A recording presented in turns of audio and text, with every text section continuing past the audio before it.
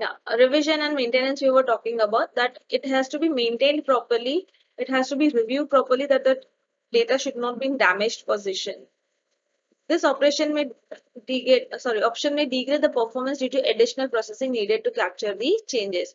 यानी ये performance slow कब हो जाएगा या hamper कब करेगा overall performance को, because there are extra processing needed कि अगर कोई भी change होता है तो वो overall change पहले accommodate करो and then data extract करो. So ये problems हो सकती है. Next we have deferred data extraction. पहले जो हमने देखा था that was immediate data कि ongoing transaction से हम data कैसे capture कर सकते हैं. Now we are checking out deferred data extraction. This option does not capture the data in real time. यानी ongoing transactions में real times में ये data extract नहीं करता. इसमें दो options हैं. Capture based on date, timestamp and capture by comparing files. So let us see them one by one. Capture based on date and timestamp. Okay sorry यहाँ पे अलग गलती से यह लिखा हुआ है. This is capture based on date and time stamp and second is capture by comparing files. तो डेट ऑन टाइम स्टैम्प के बेसिस पे कैसे होता है. Time stamp is considered as basis for selecting the records for extraction. यानी वो data कितना पुराना है, रेलेवेंट है कि नहीं है, उस टाइम का लाइक 2 साल पुराना है, 5 साल पुराना है. If we are looking for an operation and I need 5 years of data, then that timestamp will help me to identify whether that data is actually useful for me or not, whether it is stored within 5 years or before 10 years, 20 years. So based on that timestamp हमको पता चलेगा कि वो data अपने काम का है या नहीं. A timestamp is marked to the source record whenever it is created or updated. This technique works well if the number of revised records are small. अभी बहुत ज्यादा records है, बहुत बड़े बड़े records है, तो टाइम स्टैम्प में प्रॉब्लम होगा क्योंकि records को ब्रेक करके रखना पड़ता है, हर एक को टाइम स्टैम्प रखना पड़ता है. So this is useful for small scale works. This technique may work for any type of source files, provided the source file contains a date and a time. यानी कोई भी टाइप का source file के लिए it can work, provided the source file contains date and time stamps. Next is capture by comparing files. If all the above techniques are not feasible for the source file, then this option is considered.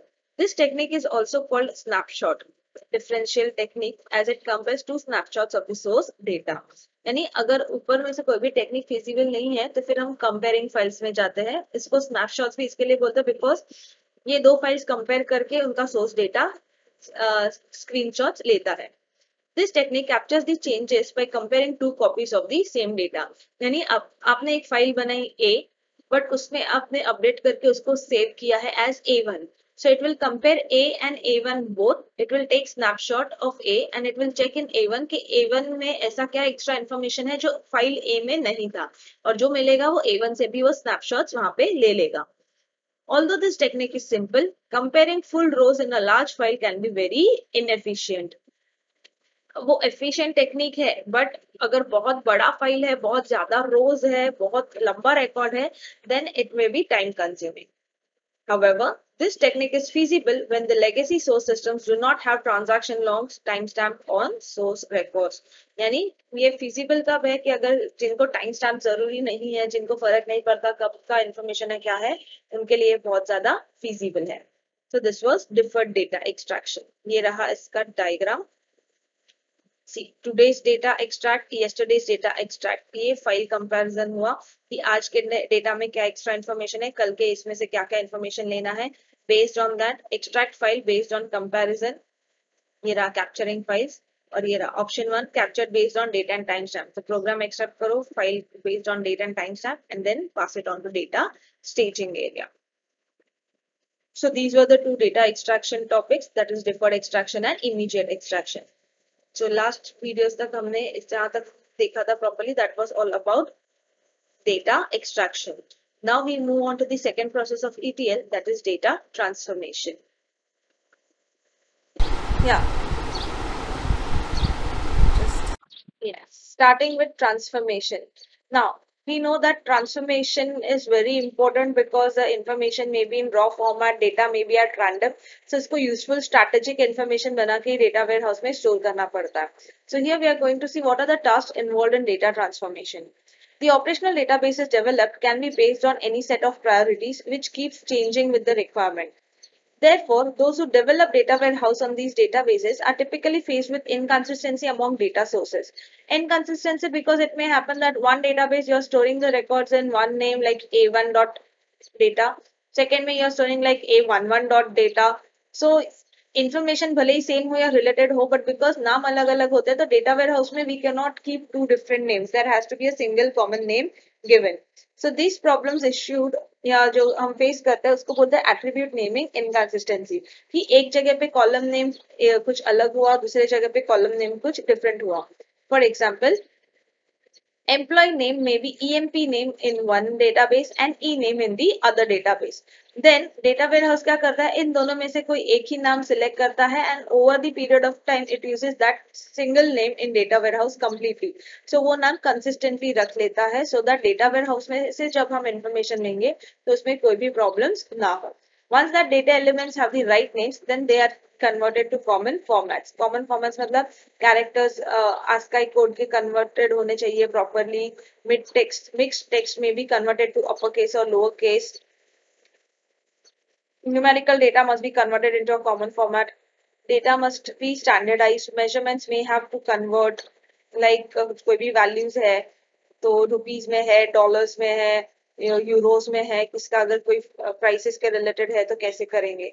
Coded data must be converted into a common format. Coded data मतलब any data like ऐसा male female है, short forms है तो उसको proper full forms में वगैरह करके in detail जैसा हो सकता है वैसा हमको स्टोर करना चाहिए. Data transformation can have the following activities. First is smoothing. Smoothing मतलब removing unnecessary noise. जैसे आपने देखा मैंने वीडियो के स्टार्ट में यहाँ पे एक क्रिस्प ऑन किया था, क्यों? क्योंकि ये नॉइस कैंसलेशन ऐप है, तो that will just make my voice clear, तो आपको बैकग्राउंड का कोई भी नॉइज इसमें से नहीं आएगा. So similarly, whatever data you get, it may have some disturbances, may have some noises. So that to remove that noise, we need this process. Next is aggregation. Aggregation मतलब बहुत सारे डेटा को एक साथ कंबाइन करके उसको properly clean करना. Next is generalization. Generalization मतलब कंसेप्ट ऑफ हायरार्की कि अरे A1 data is there, A2 data is there, but both of them related to data A. If both of them are related to data A, then we'll make an hierarchy कि पहले आप A को refer करो तो उसके बाद आपको A1 भी मिल जाएगा इजीली एंड A2 भी मिल जाएगा. सो इससे क्या होगा कि हम दो अलग अलग जगह पे स्टोर करने के बजाय हम एक ही जगह पे दोनों डेटा स्टोर कर पाएंगे. Next is normalization. Normalization is scale to fall within small specified range. यानी unnecessary redundancy हटाओ, extra information जो भी है वो हटाओ और properly जो चाहिए वही data लेके आओ. So these are the formulas for normalization. V dash is V minus minimum upon max minus min. So this can be used to transform that data. And standard deviation use करके करना है तो this is the formula. ये सब theoretical part के लिए है, उस पे अभी कोई sums वगैरह नहीं है. Next is attribute feature constructions. New attributes are constructed from the given ones and added for data mining process. यानी जो जो attributes अपने पास है उसके basis में हम नए attributes create करते हैं और फिर हम data mine process करने लगते हैं. Data mining processes where we check कि relevant data कौन से है जो अपने attributes को match हो. The set of basic task कि क्या क्या set है, मतलब क्या क्या steps है. First is selection of data. जैसे हमने बोला था कि source system से properly data select होना चाहिए. Next is splitting and joining. मतलब बहुत ज्यादा data है तो उसको split करना पड़ा तो properly split करो ताकि independent chunks में store हो. Next is joining. यानी बहुत small data है, बहुत varied places है और हमको सिर्फ एक ही जगह पे store करना है. So combine that data properly and perform that transformation.